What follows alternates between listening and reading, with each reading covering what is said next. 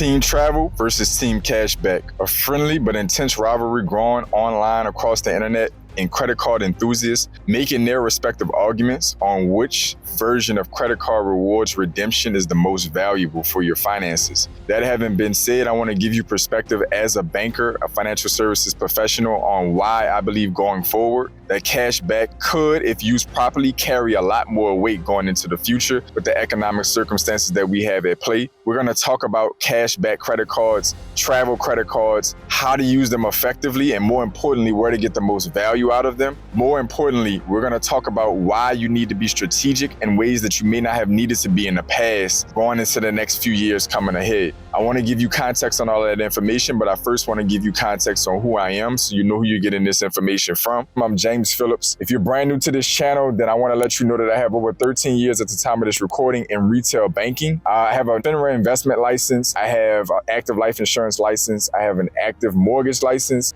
Small business certified on small business banking and small business credit. I have pretty extensive overall career path in financial services as a whole. I've helped clients on the consumer banking and small business side, small business credit and consumer credit as well. And I personally have FICO scores that are above the 780 range on average. Of course, there's dozens of FICO scores, as you know, but mines are over the 780 plus mark myself. So I am telling you this as somebody with a career path in finance and banking and credit, and somebody who personally has gotten themselves there. Hopefully that's enough context for you to pay attention to the rest of this video. Now, before we get into this context, I want to be abundantly clear that this is not intended to be a divisive video. Anytime you can use a specific financial tool to literally hedge the cost of rising goods and services and arbitrage your spending to get back great rewards points, whether you use them for travel or cash back, it's a brilliant move. At the end of the day, you're literally advancing your personal finances when you use credit cards effectively as intended. Use them, arbitrage your spending, gain rewards, pay them off in full so you don't pay interest, and use those rewards to either advance your travel experiences or to put cash back in your pocket. There is no losing with either strategy. That having been said, the challenge is that in most cases with travel, yes, at the redemption point, you can get magnitudes more value in redemptions on most credit cards when you use it for travel than you can with cash back. In the vast majority of cases, cash back is typically redeemed 1-for-1, and in some cases it's lower than that. When you turn around and use it in travel cases, you can get 2, 3, 5, 7, and even 10x on those rewards points when used strategically. So when it comes to the point of redemption, Team Travel has a feather in their cap, absolutely up on the scoreboards. But unfortunately, the monetary value of that redemption stops at the travel for most users. The problem is the vast majority of us use travel for our leisure. We're not monetizing that travel. This isn't typically going to be business trips that we would not have normally made that can be making us more money. This isn't going to be trips to help us go towards some type of investing. This is not something where we're usually blogging or vlogging our trips and getting paid for doing so. The vast majority of us playing this game, honestly speaking, are using this for leisure. And that being the case, that stops the value there at the travel. Everything else beyond that is largely sentimental and abstract value. This is where I believe the long-term race, the game of attrition, a battle of attrition, can be won with credit cards that offer cash back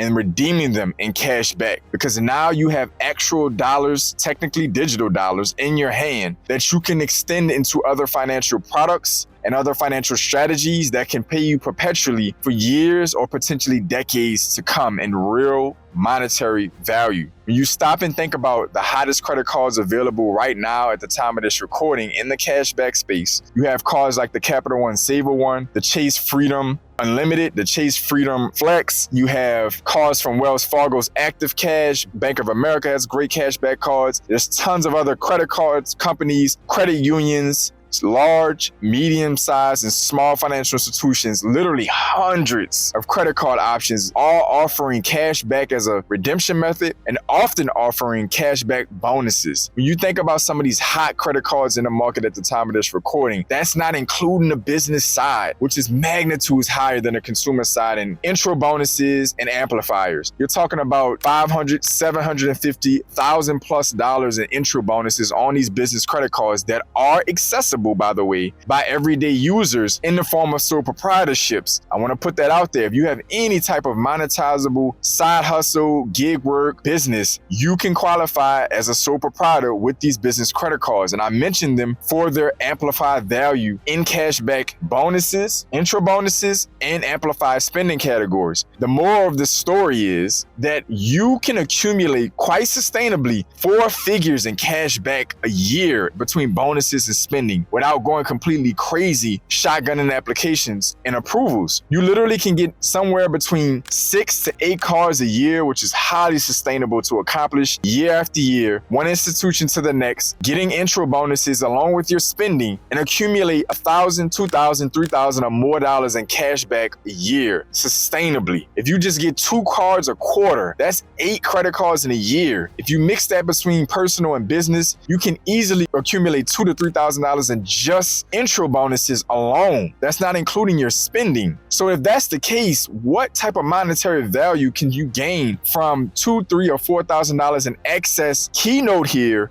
tax-free dollars. This is money that you're earning that is not subject to federal, state, or local income taxes. You literally are earning this money and 100% of it is yours at the time of this recording. Hopefully that doesn't change anytime soon. That's an opportunity that is literally double the value of even your own payroll check, in a sense of speaking, because by the time most of our federal, state income, Medicare, FICA tax come out of there, we're taking home 40 or 50%, 60% of what we actually earn in gross in many cases. So if that's the case, that means my $3,000 in cashback rewards is nearly the value of $6,000 or $7,000 in work income. That's insane when you stop and think about it. All from arbitraging your spending. You're doing nothing but being strategic about where you spend your money and what you use to spend your money throughout the year. Nothing too special after that. And so that means I'm taking this money, if I'm smart, and letting this money perpetually add value, monetary value to my life long term. You can accumulate this money over the course of a couple to a few years and launch a business. You can potentially use it as down payment or closing costs on real estate. You can even put it in the stock market and annually contribute to it or monthly contribute to it through your cashback points without ever contributing your own actual earned income dollars to your stock portfolio, and get a decent return over the course of years and amplify and snowball an attractive stock portfolio. Imagine $2,000 to $3,000 a year over the next just 10 years, 15 years. It may seem like a long time, but at the end of the day, look back on your life.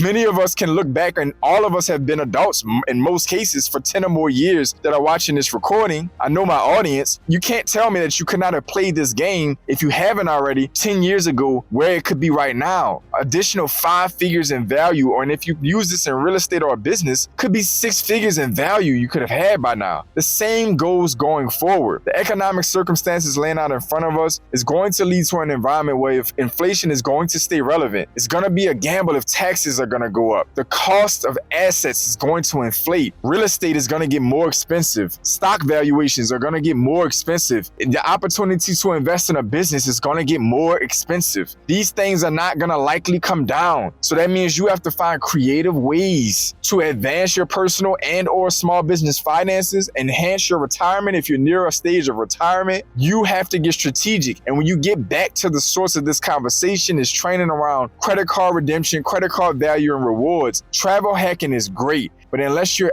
actively monetizing those traveling experiences, it stops at sentimental value once you redeem it for travel. Your cash back is an opportunity to take cash money and redeem it for actual long-term financial gain. This is an opportunity that many people don't take the time out to think about, and many of us creators and financial professionals don't speak a lot about, that is being missing when we're thinking about credit card usage and redemption. The travel hacking space has become extremely sexy because of the experiences that you can afford to have that you might not normally be able to accomplish. And I get it. But when you stop and think about playing this game for the longer term, cash back is extremely valuable. Tax-free excess income of 3 to 4 figures a year. In some cases, my advanced users, 5 figures a year in bonuses and spend rewards that can be turned into stock portfolios, down payment or closing costs on real estate, or the starting and growing of a small business, a successful cash flowing small business. This is how you play the game the long term. This is financial acumen at its finest. taking something like arbitrage and day-to-day spending, not only combating inflation, but actually multiplying the use case on those credit card rewards redemption is flat out daily brilliance. This is basic everyday use case, but brilliance. I want you to comment down below and let me know what side of the credit card reward space, credit card enthusiast space that you fall on. Are you a travel hacking enthusiast? Are you a cashback enthusiast? What do you think about this overall argument? Let us know some of the success you've had if you travel hacked or cashback. What type of redemptions have you had over the years? What's some of the cards you've used? If you've traveled, where have you been on your credit card rewards points? Comment down below. At the end of the day, this is not about divisiveness. This is about financial advancement. We're all winning as long as we're arbitraging our daily expenses and fighting against the elements of inflation and taxation. This is an opportunity for all of us to advance, so comment your successes with credit card use cases and redemptions and rewards down below. To all my pioneers, welcome back. To my new viewers, welcome in. I want you to continue to support this channel by commenting, sharing, and subscribing so this channel can continue to support and reinvest back into you. New opportunities to invest in this channel are going to be coming soon that can actually help increase your net worth, as I always promise to do on this channel. And I'm going to be breaking the news on that relatively soon, so stick around for that. Other than that, as always, I'm grateful for every single one of you. I want each of you to stay focused, stay in motion. I'll see y'all soon.